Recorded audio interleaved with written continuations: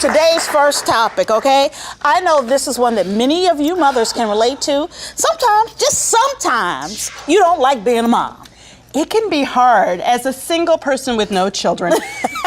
Let me say, sometimes I watch what's going on in your home from afar, and I am amused. Yes. No. She's frightened. I will tell you, she calls me, I tell her what's going on, and she will be laughing. You'll be cackling. That's what it's like having kids. I'm thinking about other funny things. I'm totally not thinking about that. But seriously, sometimes it's not like easy. No, it's not easy. And maybe you don't always wake up feeling like I really enjoy being a mom. Yeah, I remember that time Abby was about 3 years old, and she said, "Mommy, what would happen if I made a mistake?" And I was like, "Well, everybody makes mistakes, right? Everybody makes mistakes. Like, would I get in trouble?" Right. And I was like, No, you would not get in trouble. She's like, "Would you spank me if I made a mistake?" No. And I was like, "No," right? So 15 minutes later, she's sitting there having a snack, and I see her. She takes a glass of orange juice and pours it out on the table, and she goes, "Oops, I made a mistake." She was running psych experiments. Running psych experiments at the age of 3. Yes, and what happened was I cleaned it up, and I was like, "That's okay." Then she went into the bathroom, and she had been potty trained, and she went on the floor on purpose. Oh, I got this call. Come get your god baby. Come get your god baby right now. Right now. I don't know why I'm going to this child's 3. She running psych experiments on me and her daddy. Like we rats in a maze or something to her. We are not rats in a maze. We are your parents, young lady. It was scary because I'm like, at 3, if your kid is running psych experiments, you're just outmatched, dude. Yeah. You need to call in a team or something. That day was not fun. And every day, and that's the thing, it's like we get these images, especially now with social media, we have these images that, it's going to be fun being a mom. Well, that's the thing. It seems like you're not allowed to say, today is not I'm loving mom day. Yeah. Being a mom day, you're not allowed to do that. People jump on you. I remember not Elle, what's her name? The Brazilian, she married to Tom Brady. Oh, Giselle. Right. Yes. Remember when Giselle said years ago where she was like, I take time for me, I put me first, and people jumped on her. Yes. Because you're just, as a mother, there's just this, I think this image just gets set up, especially on social media. Yeah, well, there's this young mom, her name is Olivia Bowens, and she went viral after posting a photo on Instagram, sitting herself beside her crying daughter, Olivia, looking like she was just over it. She was just over it. Yes, okay? And so in the caption, she mentioned that while motherhood had brought her many positives in her life, she didn't always enjoy being a mother every day.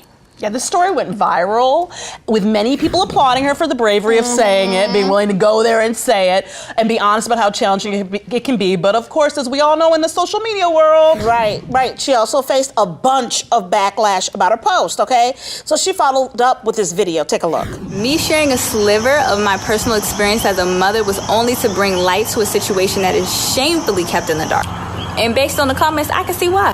You can ask any mother. No one enjoys being sleep deprived. No one enjoys being yelled at by a toddler. No one enjoys feeling isolated. People be saying, keep it real, but really y'all just want to see maternity shoots and pretty pictures of babies. Oh, yes! Keeping it real. Yes. Thank you, Olivia. Yes. She read the world. Yeah. Well, joining us today, we have licensed psychotherapist Rene Garrett. She's here to talk to us about some of the things parents can do when you feel a little overwhelmed and stressed. Welcome, Rene. Thank you for having me. Thanks so much.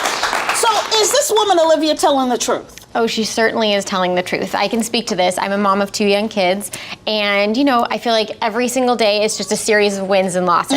Your kid listens to you in the morning, they sit down, they eat their breakfast nicely, that's a win. The next day they wake up, they throw their juice and everything else that you give them on the floor and start having a tantrum, and that's a loss. And it's just a series of that all day long. Have you ever caught the kids keeping track of score? Like, have you ever gone in your kid's room and seen a score chart? I think there's some sort of weird drawings in the corner of my daughter's room, and it might be a score chart.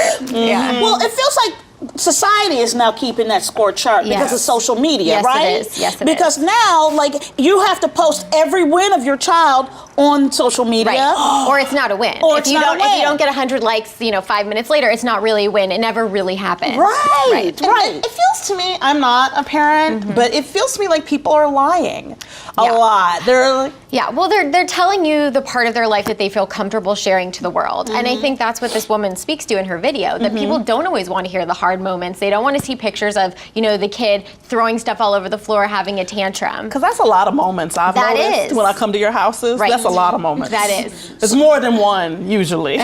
So as a society, would we be helping each other if we told more truth? I think definitely. I feel like there's a lot of groups in person and online you can find that can provide that support to other parents. I know I'm a part of a group called LA Mommies on Facebook, and it's been such an amazing support network. You ask a question, you ask for help.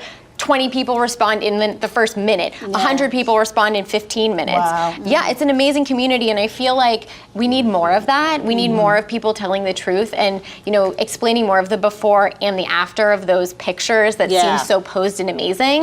Because maybe you get one amazing photo of your kid, but there's 50 pictures you took before that are just a disaster. Exactly. And that's the truth, you know? Exactly. So what are some things that some mothers can do when they are not having a mommy loves being mommy day? Sure. Yeah. I mean, I think a lot of it is creating that community for yourself. I feel like a lot of us kind of are welcomed into the land of parenthood and we don't have a community yet. Maybe our friends live far away or our friends don't have kids. Yeah. Yeah. I feel the same way. My husband and I were alone in another state. We didn't have a support system. Right. We didn't have any of that. My mother had passed away. My mother passed away a month before I had a baby. So we had no one but each other. Right. Exactly. Oh, you. Thank you. Yes. You were fabulous. I mean, thank you. And a wonderful godmother. Thank you. There you go.